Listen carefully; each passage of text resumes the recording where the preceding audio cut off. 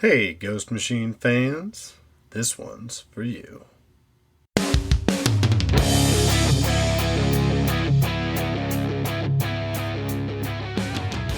Welcome to the Ghost Machine Fans Podcast, Episode 18. We are 1 week out from the release of Rook Exodus 4, which means it's time for another deep dive. I am Snoggle, also known as Becky, and as usual, I'm joined by my special friend, Nick. How are you today, Nick? Well, we're recording this before the sun goes down, which is usually more ahead of the game than we get to be because of how busy we are with work and Bruce. So I'm pretty good about that. That's nice. Yeah, it's nice. You know, we won't lose sleep editing it overnight or any of that. We being you. That's correct. No, I'm really excited to do another deep dive into Rook. I did want to point out, we know that Redcoat is ahead of this book, but because of our interview schedule, things got a bit jumbled. And one of the reasons also that the schedule is rearranged is because our guest co-host for Redcoat issues, Michael Schwartz, has been gallivanting with celebrities in San Diego for the Comic-Con and whatnot, so this works out more fortuitously for everybody. Excellent. We do have a shout out. Now we've mentioned this company briefly before as someone that donated things for a raffle, but I really wanted to highlight them for a second, and I do want to clarify that this is not something that they've asked us to do or compensated us to do in any way. And that's Stand It Up Comics. Now, they're a company on Instagram. They're also on Facebook.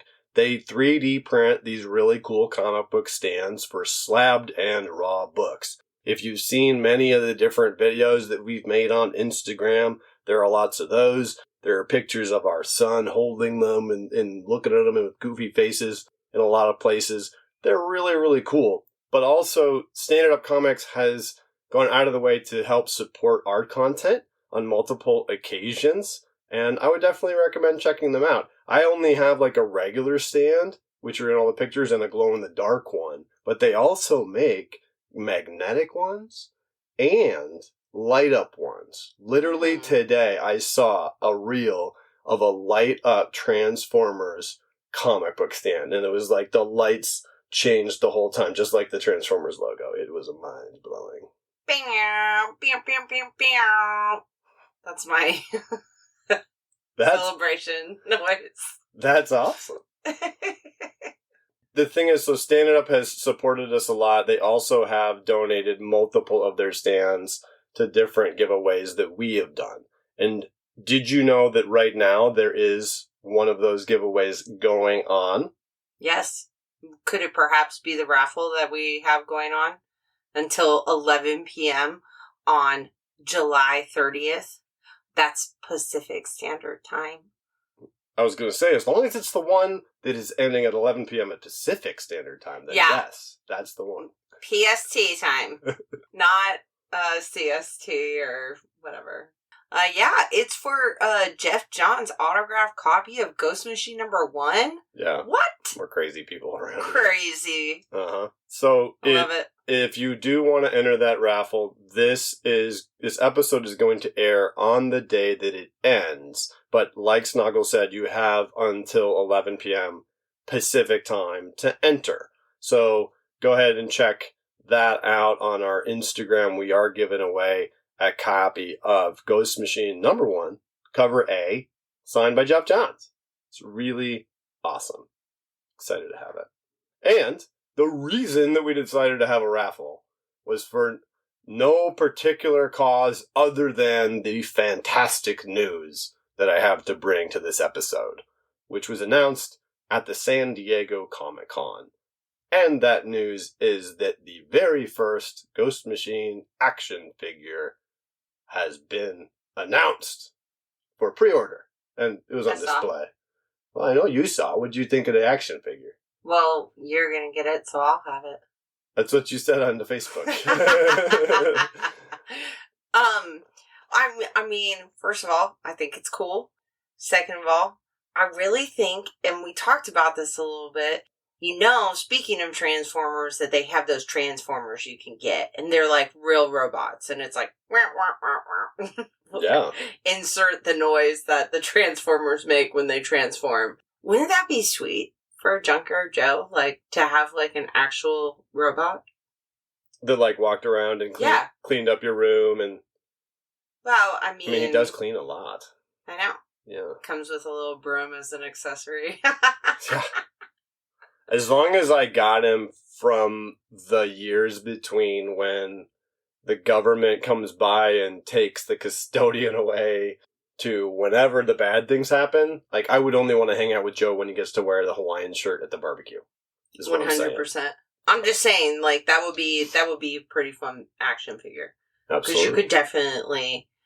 I would have that robot. Well, you can have this robot, and this robot is just as good. This robot is an action figure made by Mezco, which is a toy company known for making very high-end, very detailed toys. Like, these are the super collector type toys. They tend to come in boxes designed to be displayed, like they can open up. And they even usually have, like, a way to open the box that's not as disruptive as, like tearing it open or whatever, so that you can put it back in the box and display it like that again. And this one, it's pretty neat. Like, they had an actual one on display at the Comic-Con. It looked as though it had, like, cool effects that, like, you can put different things on the muzzle of the gun to make it firing and not. It looked as though every single piece of him is individually designed. So he's got, like, the dog tags, he's got the uniform, he's got the helmet. Every individual piece looks as though it can be manipulated and removed, which reminds me of the original G.I. Joes back in the day, because that was a big selling point for them. But yeah, it's super cool. It's like, what, $140 or something?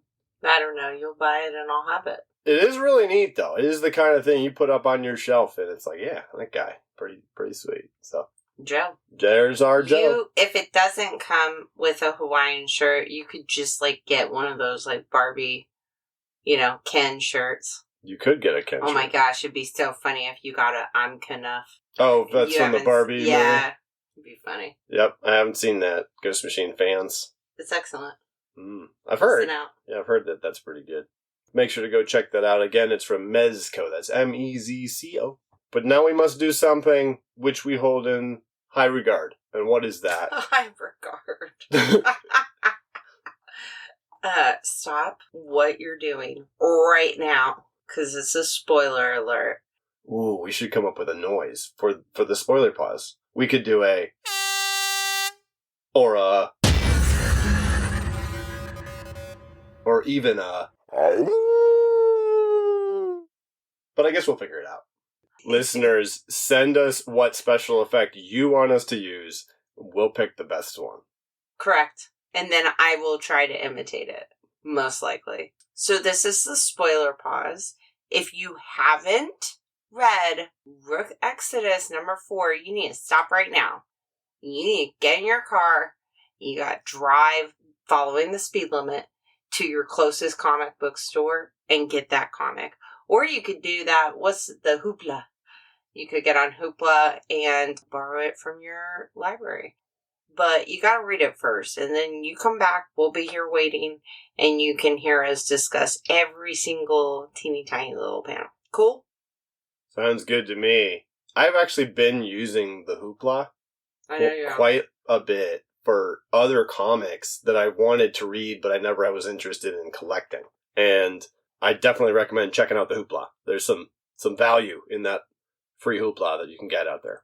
So we're talking about Rook Exodus number 4. This book came out 7 days ago. It's the 4th in the series, and I believe they said that they're going to 6, which is going to finish out in October. They're only going to 6? So the way that Rook Exodus has been designed is it's going to be serialized, and that's because you're going to have them in batches. So Jason Fabok is going to continue creating the book, but similar to Hellboy, which is in several hundred issues in all reality, but every time there's a new Hellboy story, it's usually like 1 to 6 issues at most, and it has a different title.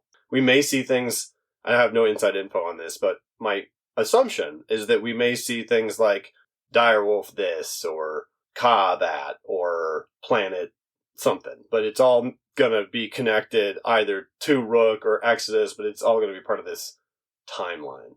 I would read, like, for example, a mini-series about Carapace's origin up until this point. That kind of thing is pretty neat to me. Mm-hmm. Yeah. So the book has 2 covers, as usual. The first one features Rook and several other wardens. You've got Direwolf's profile in the background. You've got Ursaw's profile in the background. There are some of Carapace's turtles in the background, although you don't see Carapace. You do see Ka, the python or boa warden. I can't remember. I think they said python warden. They specified the type of snake. And her snake in there. And then right smack dab in the middle is our guy, is Rook, coming at you. And then, did you see the B cover, Snoggle? I did. What'd you think of that? Am I allowed to like one more than the other?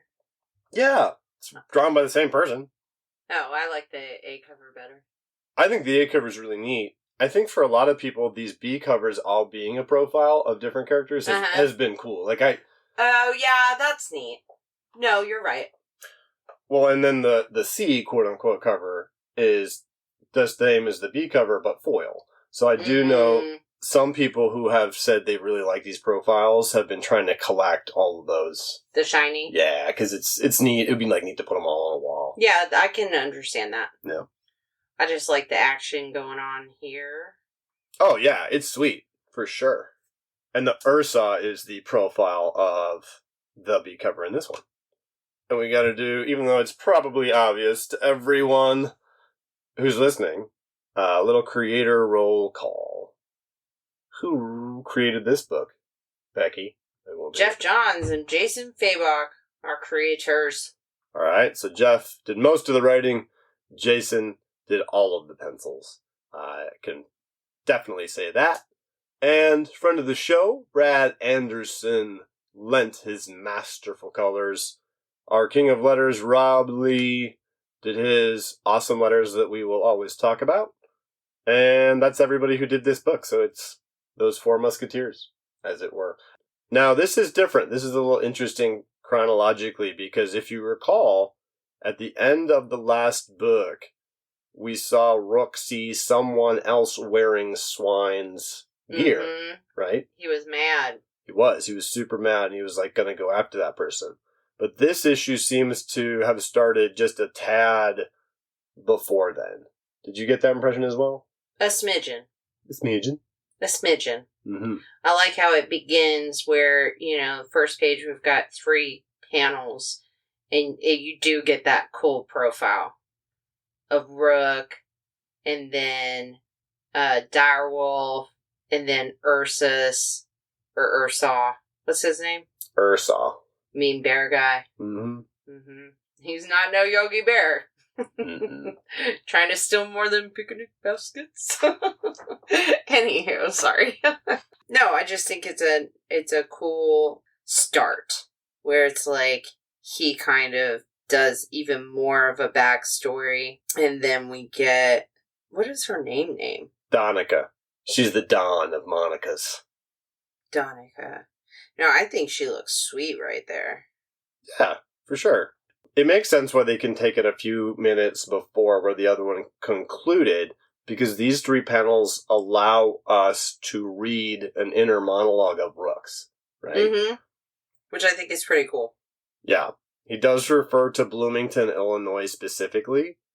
I did feel like some of these panels were a little bit of an exhibition, possibly if you're jumping on in this issue, which is something I've done in comics, so I'm totally cool with that. It's also a great way to remind people of what's going on when something's being released in an issued fashion and not by trade, It's not bad to be brought up to speed. He does point out that Donica, her father, and some other wardens think that the planet can be fixed by finding the world engine and, fixing that. But he doesn't agree with that. He also said something else that I thought was interesting in his brooding monologue here at the beginning. The birds are not my friends. They have no loyalty, only resentment. And the reason I find that interesting is because he seems like a man filled with resentment. He's mad he's there. He's mad at how he got there. He's mad at his birds. Like, do you know what I mean? You think that, like, one It's day... a little bit of a self-hate. Those birds, they're just resentful. Well, pot kettle. Yeah, he is definitely that. I would ask you if maybe one day he's going to be sitting on, like, the psychiatrist's couch, and he's going to be like, oh my gosh, all those nice crows. If I had just a better attitude, then maybe they would. Because it's kind of funny. It's like what you're essentially pointing out is that maybe the way that he is influences them. Perhaps, or maybe that's why they ultimately chose, like, you know, similar to, like, your Hogwarts house. The animal also chooses you. Like, there has to be some compatibility there. You know? Yeah, and he does say he was recruited to be the warden of these. And they did recruit him on his farm, and so there is actually some literal connection there. But either way, he does. We don't yet totally understand why he feels as though their theory is wrong, because the terraforming machine did this to this barren planet. If the terraforming machine is malfunctioning and one were to fix it, you would think that then you could continue on, even though obviously some stuff went wrong, like the animals went way too big and there are problems. I'm not saying that this is like the moral thing to do, but why he doesn't explain why he doesn't think that would work. He just says it isn't only the nature that's killing Exodus now, it's the people. And so he's basically saying, like, this planet's going to die even if they go find that world engine and fix it. And I don't.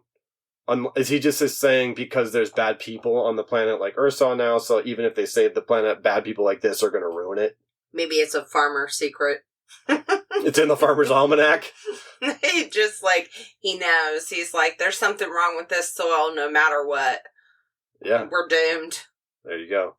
I just think it's interesting, you know, because he's obviously feels very strongly that it is pointless, but we don't know a ton about, like, the science of that. You know, or any of that yet.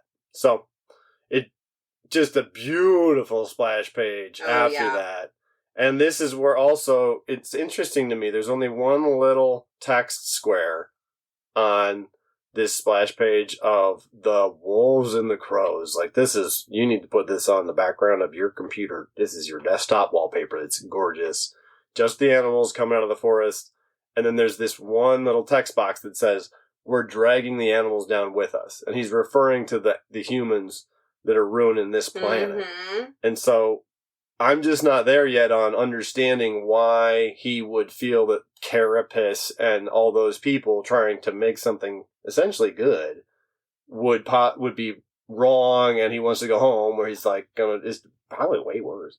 I'm not sure why he still feels that way. I bet we'll find out in 2 episodes. Oh, yeah. Oh, episodes. Yeah. Oh, 2 issues. Two issues. Yes. You know? Yes. That's a good point. Yeah, and then we do get to see a couple more events that lead up to him finding swine, right? Yeah, they're running through the trees, which looks sweet. I do find it funny. He's like, he didn't give any of his birds names. And obviously, several of the other wardens, at least that we have seen, have given their animals, at least 1 or 2 of them, a name. But there are children there, too. So it's like they're trying to evacuate where everyone was at and was safe. And so, what's our Carapace? Is that the turtle dude? Mm-hmm. He's like, they have to stay and protect the wildlife grid in the oasis. But he's sending all of his big old turtles with the guns and stuff away. It seems a little counterproductive.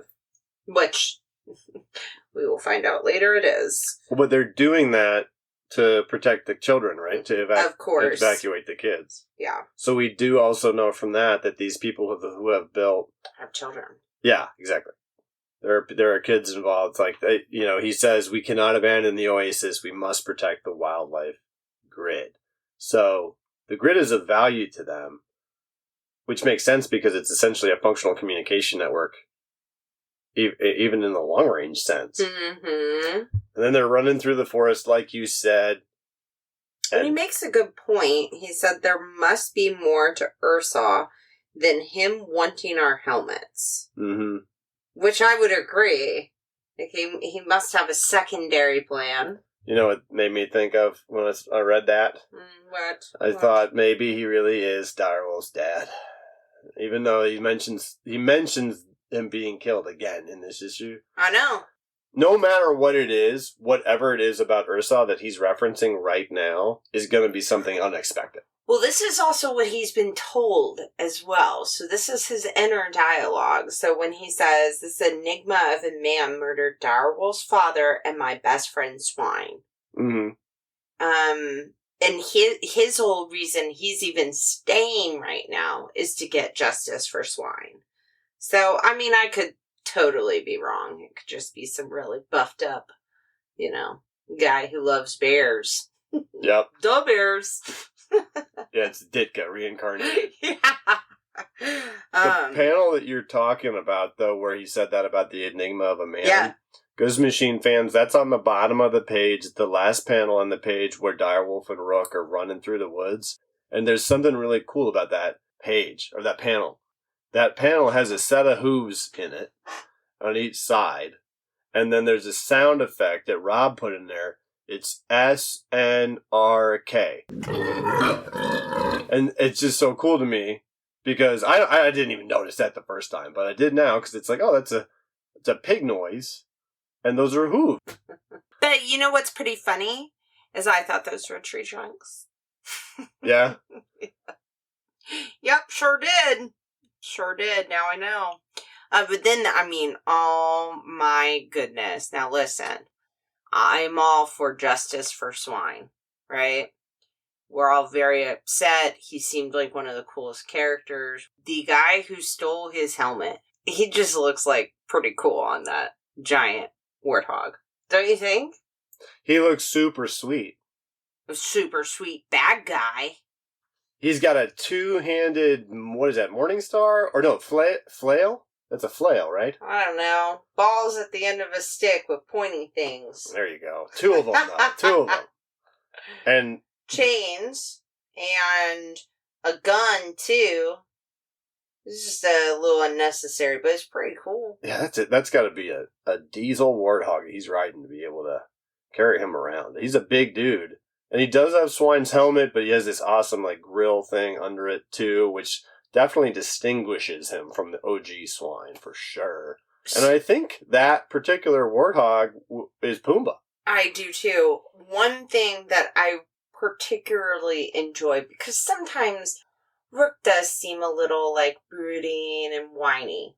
Just, in my opinion. Sorry, dear listeners, if you're like, Rook is the best. But I will say, he sees this dude with his friend's mask on, and he's like, something to add to my to-do list. And basically he's saying, I'm gonna kill this man. Let me pause. But what I think is quite interesting about that is genuinely, he just has birds. Oh, yeah. And it's really neat. Because as soon as he comes to that conclusion, he says he's going to recover my friend's helmet, free his animals, and kill them, and kill the man impersonating him. It's emotionally significant to him. And his immediate thing is to send this murder of crows in. Which looks sweet, by the way. All of the cause. Yeah, yeah. That's so cool. It almost makes it surround sound. Great job, Rob. It rhymed. But I really like it. You can tell that, the sound's kind of echoing all over. And he's like, get that helmet off. And I don't think this happens, super duper often. But the color of the words for get that helmet off him are slightly different. And there's a couple of different times in this book that they do that. Yeah, I thought that was interesting too. We should ask Rob about that because it's a little similar to the cause. Mm-hmm. It's the same color of those. He's communicating like them. Mm-hmm. Because then you'll notice a few panels later when the new Swine says Swine says trample him to his drift of warthogs, and that's like him. It's like an orangey yellowy, and it's similar to their squealing sounds. I'm not sure that that's what it is. I think that's exactly what it is. Whenever you see it in the different color, they're communicating with their animals. I do like that the gunshot, the boom, that looks neat. Yeah, and it's funny because like that's all that Swine has to do to make the birds go away. Yeah, and he's like, yeah, your birds scare off pretty easy, buddy. But I like how when he says trample him to his drift of warthogs about them going to trample Rook, there are these awesome sounds of them and their like W-E-E-E-N squealy noises and them just trampling through the forest. And I can only imagine how terrifying that is when they're giant warthogs, let alone regular-sized warthogs. And then we turn the page. Right as she's like, Rook, get to high ground, save yourself. She spoke too soon. Because that viper, or whatever it is horrifying. It is. But what you're talking about is the giant, oversized snake that chooms out of the ground and knocks Direwolf literally off of her feet. And right away, there's this massive snake head and a massive snake hiss. And right away though, she says, this is a distraction. Where's Ursa? So she's like battle ready 100% of the time, man. Like this is scary stuff that just happened to her. And she's like, oh, nope, we gotta go. I know what this is. I would die. I mean, not to like downplay myself, but in this situation, that giant of a snake, now first of all, it's like, why didn't it just like instantly come out of the ground and just stick that lady in its mouth? Yeah, it just didn't work out that way. I guess not. I do think I like the S's for the hiss that is like kind of traveling along the snake's body. I think that's a beautiful touch. That is cool. And then she just like hops over it. Right. Like almost this guy, I don't need this. Yeah. And then so she says where's Ursa? And we get to the next panel and we get to kind of see like, oh no, some foreshadowing. You're talking about where they're getting the wildlife grid? Yeah. This was interesting to me because if you recall, Ghost Machine fans, when we saw the wildlife grid in a previous issue, it looked more like a tree made of cables. So I think all those cables were leading to this because this is what looks to be like a beach ball sized orb. Like it's mechanical and obviously it's either heavy or fragile, or I'm sure both, because there are two people moving it, but it's not much bigger than a beach ball. So that must have been like the core of it or whatever.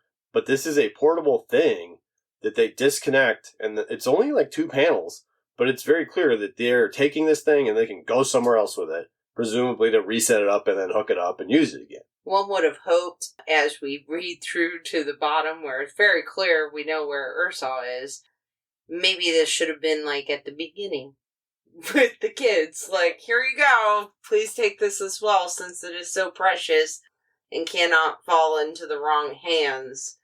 And I like how it cuts in between. So while this scene is playing out, we also have Rook just getting, unfortunately, pretty rocked by these warthogs. I mean, the pigs. Crows versus warthogs. Can you blame the guy? When his crows ran away. Exactly.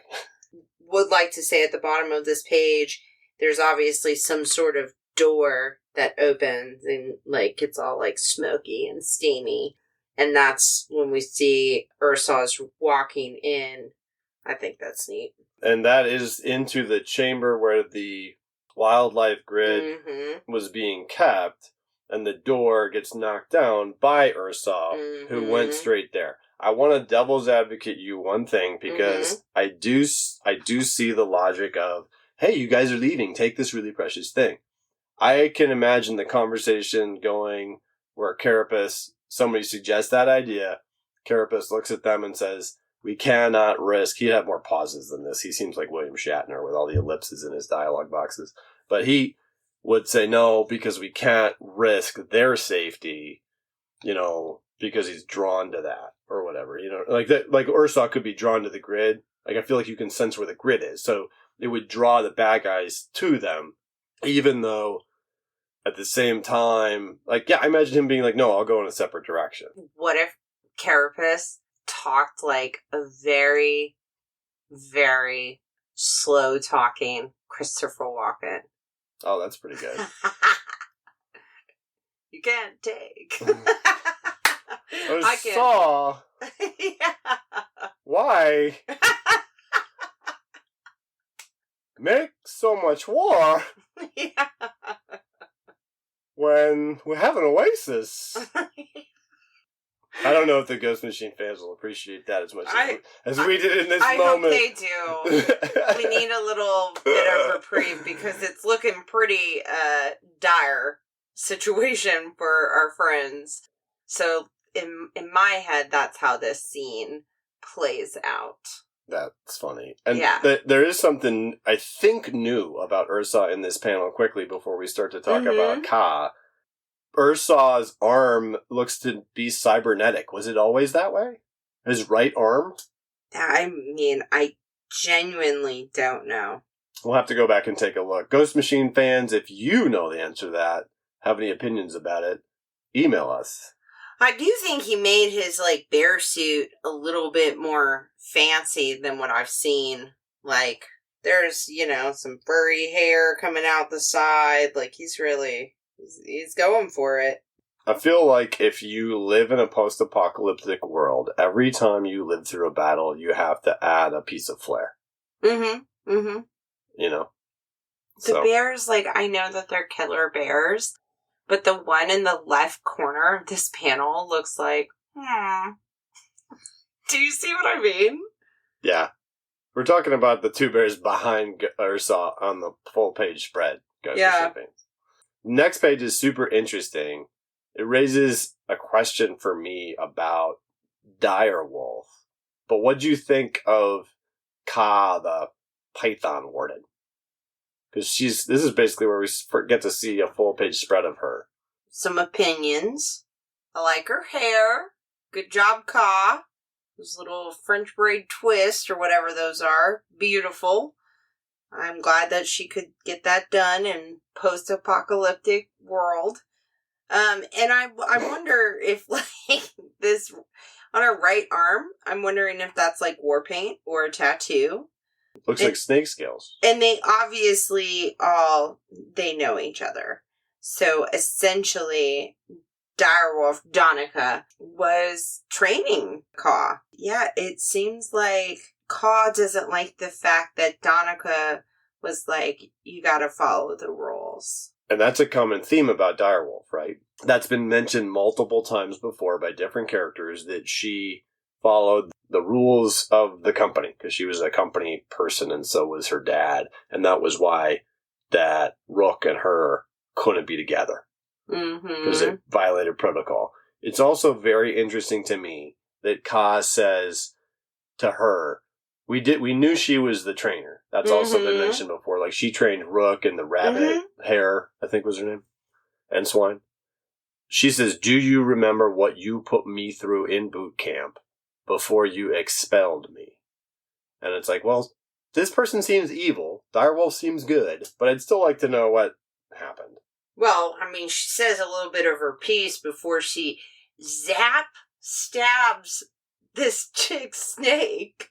I mean, first of all, this entire page is beautiful to me. We get some backstory. They're beautiful color. You can feel the letters coming off the page and that zapper, or whatever.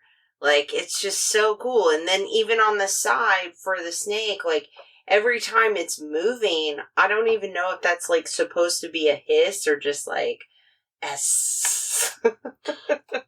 It's so cool. It is so awesome. But she essentially, and I find this really interesting, like, she's like, it wasn't because you didn't like to follow rules. It was because you were susceptible to instinct influence, which feels like kind of what might be going on with our angry bear guy. I mean, really. maybe all of them are slightly susceptible to the instinct of their animals. You know? That would imply that bears aren't cute and cuddly.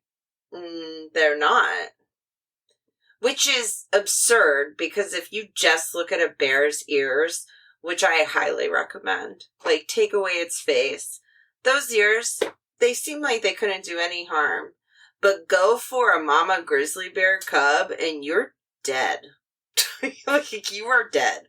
Have you not seen that movie with Leonardo DiCaprio? The Revenant? Yeah, the one where he got his Oscar. He did. The Edge is another good one where Anthony Hopkins and Alec Baldwin get pursued by a bear through the Canadian wilderness. Do they get mauled by it? I don't want to ruin it for you. They both don't. No, but so basically the snake got inside Ka's head and it changed her into a cold-hearted predator. I feel as though that's the company's problem for recruiting the wrong employee. Right. And that's... Because it's like, what do you mean? Then she zaps her too. She's like, I'm over this. Yeah. So they get down, then they reverts back to the fight between Swine and Rook. Swine version 2.0. Not the real one. And it is kind of neat how he says something about how he thought his dumb birds weren't going to save him, because it does look as though for a moment the bad guy has the upper hand in this. But in all reality, he was using the birds as a distraction, because then just this massive pack of wolves comes in and actually eats him. Which is pretty cool. Well, I mean, again, I guess they are bad guys, right? The guy who stole the mask, who stole Swine's mask, first of all, lied, because I feel like, didn't we see Swine kind of get killed? He didn't seem like he begged for his life. Oh, no, he totally lied. He squealed, crying and sobbing, your friend died like a pig. Like, oh my gosh. Makes us hate this dude even more. Then we turn the page and it is like, he instantly is trying to sacrifice his hogs. Mm. It is so gross. I really like how Rob was able to capture the sound of a pig getting slaughtered, because this is the sound that Swine 2.0 makes as he's being devoured by wolves.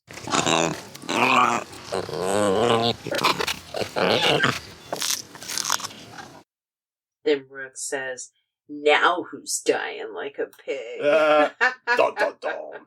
It is cool. They confirm next that was indeed Pumbaa, and it's interesting to see how obviously Pumbaa recognizes Rook because he's not aggressive towards him.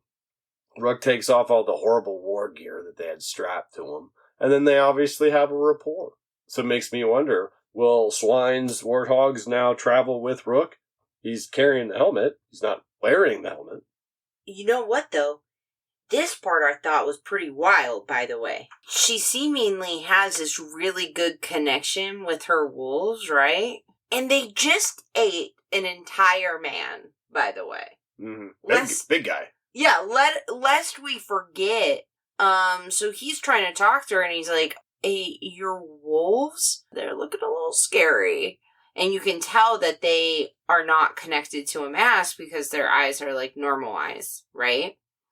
And we've never seen this where it says, Canis lupus connection attempt. Error. And she's like, what?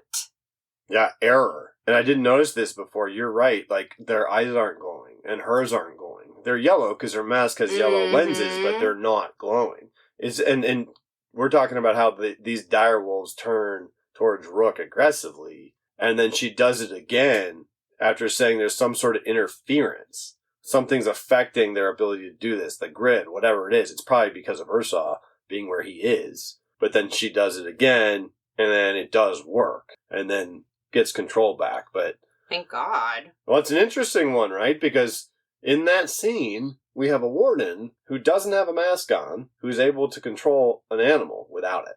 And then we have another warden who protects animals, but she can't control her animals without the mask. Mm-hmm.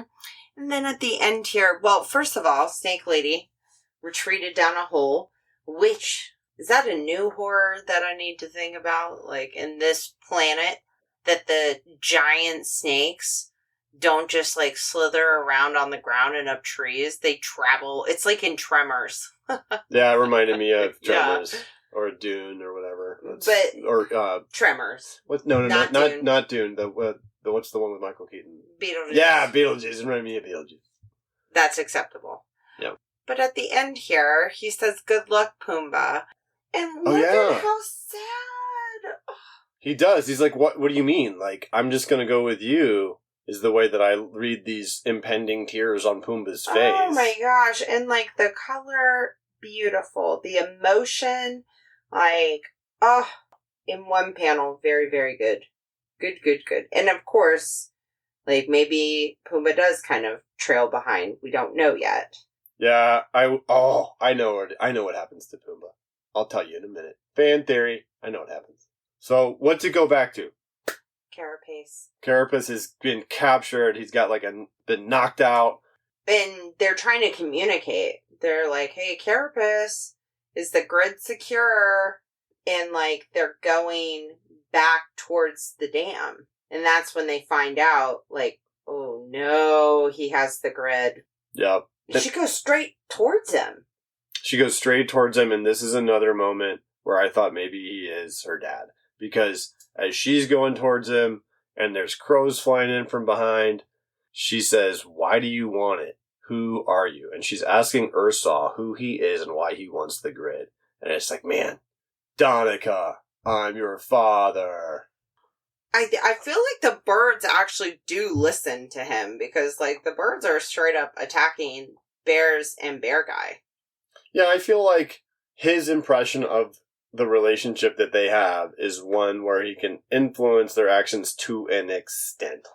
But it's nothing like where we seem to see the other wardens have even, like, quote-unquote relationships with their drift.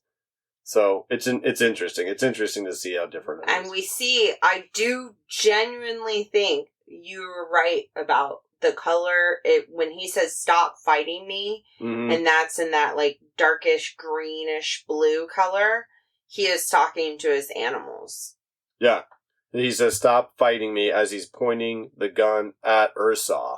Like, he's reaching out to them, like an olive branch or something, like he's saying, like, "Come on, like, we can do this. It doesn't have to be that way." It was very interesting because his response, like, I believe that Rook was talking to his animals, but Ursaw responds, "You do not know what you are truly fighting against, the world itself." But he lost his mask. That is not good. So he loses his helmet, but he is able, miraculously, to keep a hand on it, even though Ursa picks him up by the neck one-handed. And he describes it as, "His grip is a vice around my throat. I wouldn't know what to say to him, even if I could speak." And he just hucks him. And if you recall, the Oasis was built, like, around a dam. Mm-hmm. So he hucks him over the dam. I thought it was neat how he's like, because he has his helmet in his hand when he gets thrown. He's not connected to them, but he does say, even without the helmet, I can still hear them in my mind, basically telling him over and over and over to fly and fly away, and you should have just flown away. Why didn't you do that? And the whole way that I see that is then, each panel goes down to eventually his face, like he's got this miserable look on his face, and it's very poetic, and one of those rare instances really only a comic can do. It's just trying to say, like, yeah, you should have just ran away. You should have bailed on all these people. And now he's plummeting to not his death, otherwise we'd run out of comics to read. But he's going to definitely get wet, and I guarantee you, the animal that pulls him ashore, like Aragorn in Lord of the Rings, is going to be Pumbaa. Well, sorry, you got so excited. I wish they could have seen your face during that. Well, in my brain, and everyone can laugh about this because I am most certain I was wrong, but I think he has a bigger connection to the crows than he leads on. Because in this, you can see, like, yeah, some of them might have gone away, but I think he can kind of still hear them because he is so heavily connected to him. But wouldn't it be sweet if he got that helmet back on and somehow could they not like all just kind of like grab him and fly him? Kind of like in, what's that Will Smith movie where he's a pigeon? Spies in Disguise. Spies in Disguise. You know, at one point in the movie, all the pigeons hold up somebody so they don't, you know, perish falling from the sky. So wouldn't it be kind of sweet if he somehow got that helmet back on? Which it doesn't seem like he has a lot of time from this panel. Well, even if he did, it's not like he could bring a murder of crows down to catch him. I mean, he's almost hitting the water already. You know what I mean? I'm sorry, but this, like, is this a cover for number 5? Essentially, Rook, like, he is the scarecrow in the middle of a field where it looks like the field is on fire and the crows are, like, picking him apart. Yeah, it looks like a scarecrow it looks like the scarecrow on his father's farm, I believe. Yeah, I mean, it's super duper cool. Very cool. And it's called, well, on the end of the last page of this issue, it says, next, the Crucible of Crows. But then on the page for the August issue, it says, Field of Screams. Now, I do think the fact that the card was not a person and they talked about the wildlife grid was very interesting. So, essentially, if he has the wildlife grid, they can connect and locate any other home that they want to find. But then at the end it says the wildlife grid is the only one of its kind, and replicating it has proven difficult for Betterworld and its competitors, which makes me think there's some sort of AI in there, but I digress. This is due to the mysterious piece of tech hidden within the grid's spherical shell. In truth, there is more to this technology and its true purpose than even the most seasoned of wardens knows, save for Carapace and a handful of others. And so you're talking about the bio page where we usually see a character. Mm-hmm. Although it's not, Barney's had one, like, I believe, and different things. And there are 2 things on this. There's the wildlife grid and the warden helms. So it's like a tech page, which back in the day when we used to collect trading cards, there would be stuff like this too. It's like the equipment card set, Mm-hmm. But it is really interesting how they point out that the tech in it is hidden. So, like, they don't know what that is that does that. So that's a mystery that's now been, like, opened up to us. And also in the warden helm breakdown, it mentions that for a time, instinct influence was known as a side effect of wearing a warden's helm that the Better World Corporation denied to the public. Well, it sounds like Betterworld was, not really great. Seems like a sleazy corporation, if you ask me. But I do think the mysterious piece of tech is something to do with AI. Oh, yeah? Yeah. Okay. I don't know what it is. Like an artificial type of intelligence. I was envisioning some sort of nature crystal. Be cool if it was magic. Like that allowed you to channel the animals or whatever. There is an ongoing theme in this comic of those who protect nature and, like, defend it, but still embody it, and then those who embody it to use it and abuse it. It is interesting, though, that Ursa knows so much about what's in this ball. So all of this talk about the crows and their relationship and their connection and how they work is really appropriate because our listener mail this time is a comment, and it's about that. There has been a lot of talk on the Facebook about, like, apparently there are some people out there that are educated about crows, and they're, like, social, trainable, sophisticated animals. Is that the case, as far as you know? So, Yes. They do autopsies? Is that what you said on a previous episode? Yeah, they do. I also know, I've looked into it. You can, like, kind of befriend them. Oh, like they'll come back to you and you can feed them and stuff? Mm-hmm. And people have them as pets. Well, they have them just to, like, imagine your neighbor had, like, a ton of crows. If you're just trying to mess with the people, like in the burbs. Oh, yeah. You're the Klobex. Mm. You know, just crows hanging out everywhere, bringing in little treats. A lot of bird poop. You have to train them to, like, poop at the neighbors. Different people's houses. Yeah.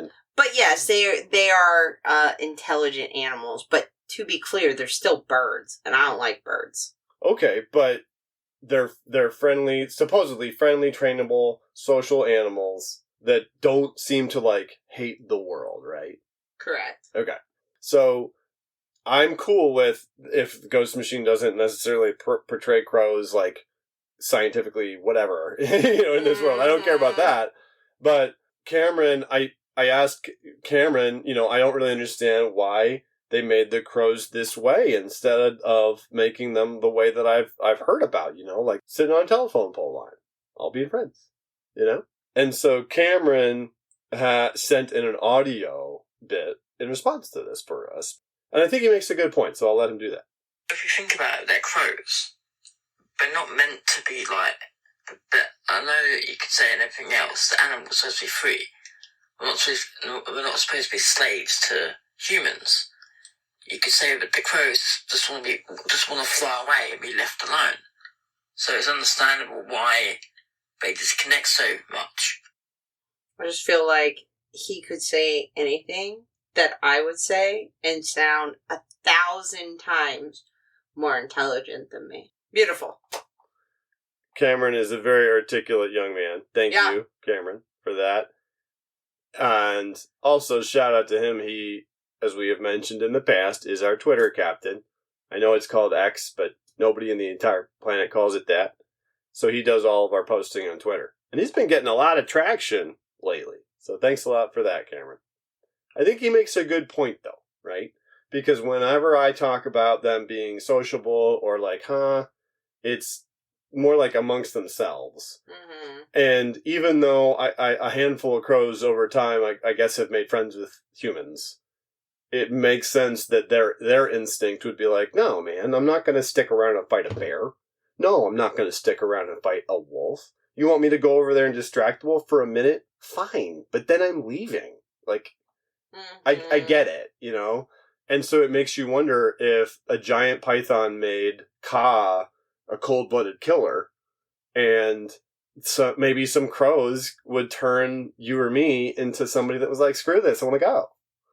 I don't know. Now that makes sense. Yeah, I don't know. I thought it was a cool point that Cameron made. Yeah.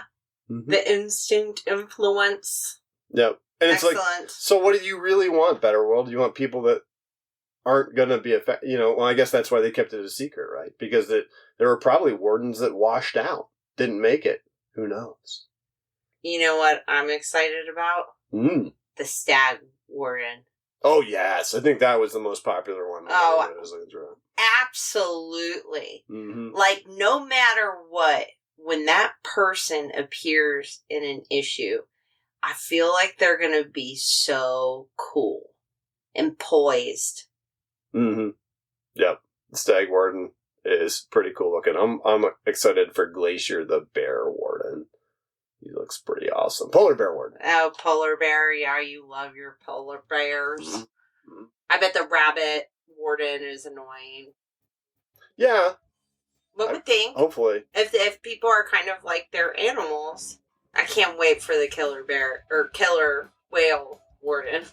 One day. The orcas. There haven't been any truly aquatic creatures. We've only had turtles, right? There's definitely going to be a gator warden. You know that. For sure. You know that. You do. But do you know what else you know?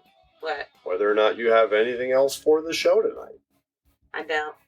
All right. Well, if you don't, we'll remind everybody that if you want to check out all of our other content, you can do it at www.ghostmachinefans.com, where there's a wiki, a forum, and our Instagram page, which is our primary way of communicating with everybody. So go ahead and check that out. We post content videos all the time. There are also snippets of some of our creator interviews that we've done on this show. The video for that is on there too. You can check it out if you want. We also do a segment called Speculator Sunday every Sunday, which is always about Ghost Machine comics. and rare books, fun books. We usually try to make those videos a little bit fun too. So thanks so much for joining us tonight on the Ghost Machine Fans Podcast.